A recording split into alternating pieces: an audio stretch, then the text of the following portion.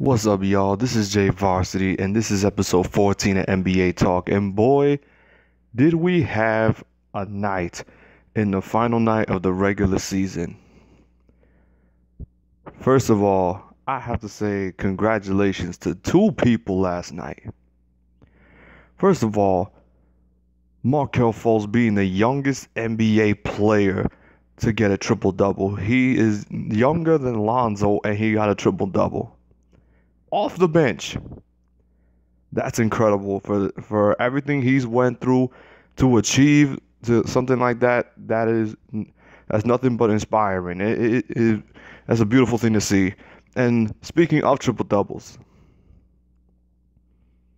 Russell Westbrook for the second consecutive season averaged a triple double.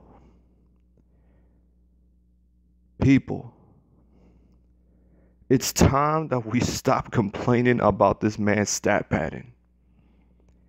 He deserves our respect. He gives us 110%. As a basketball fan, he does what a lot of players in this league don't do, and that's play hard until it's 0-0-0, which is coincidentally his number. Because until he sees those numbers, he is not stopping. He's not stopping running up and down the court. He's not going to stop. This man deserves our respect. And I couldn't be any happier for Russell Westbrook achieving an accomplishment that no other NBA player has achieved in getting a second consecutive season of averaging a triple-double. And then alongside that, him and the Oklahoma City Thunder have achieved the 4th seed. That was shocking to me, because I swore this team was the 7th seed just 3 days ago. And they jumped all the way to the 4th seed. Unbelievable. And then the Cleveland Cavaliers, they lost to the New York Knicks, but at the same time, it didn't really matter, because I'm pretty sure by halftime, they was looking at the beatdown that the Milwaukee Bucks were taking from the Sixers, and they said, you know what, we're not getting the 3rd seed anyway. Let's just rest the damn starters and let's just take this L. Let's just take this damn L. But anyway, the Philadelphia 76ers got the 3rd seed, so this was a big turnaround. They got the 3rd seed, people. We got our official playoff matchups. We got the Toronto Raptors and Washington Wizards. That looks like it should be interesting, because the Wizards, they had a down year, but if they could give the number 1 seed a challenge, and especially with the reputation Toronto has had, they got something to prove against Washington. And then you got Milwaukee. Oh man, how everybody was trying to tank to get the Boston Celtics in the first round because they're so beaten up. Milwaukee won the lottery to get Boston in the first round. And the Miami Heat. I'm not going to say unfortunately, but they got the Sixers. This should be a real test to how well they're being coached, their defense, and how they could hold off Ben Simmons and Joel Embiid, because Joel Embiid is expected to be back in the first round. And then you got the Cavs and the Pacers. It should be a fun one. It's LeBron James against Victor Oladipo and Miles Turner. And then we're going to the Western Conference. And again, I got to mention another congratulations. Congratulations to the Minnesota Timberwolves for breaking the biggest playoff drought in history. 14 years, people. 14 years And they finally made it to the playoffs. I don't care if they're an eighth spot. I don't care if they're eighth seed. They made it to the playoffs. That is unbelievable. That is unbelievable. They made it to the playoffs. The Timberwolves and the Denver Nuggets fought to the very last possession for a final playoff spot. This is what basketball is about. This is the time when basketball games matter.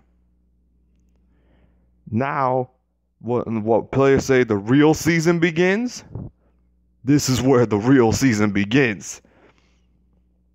Golden State is fortunate enough that they got to play the Spurs in the first round. They are fortunate enough that they got to play the Spurs in the first round. But I don't expect the Spurs to just fall over.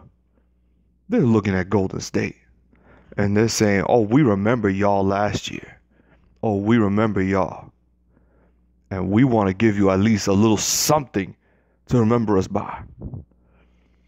And then you got Houston and the Timberwolves.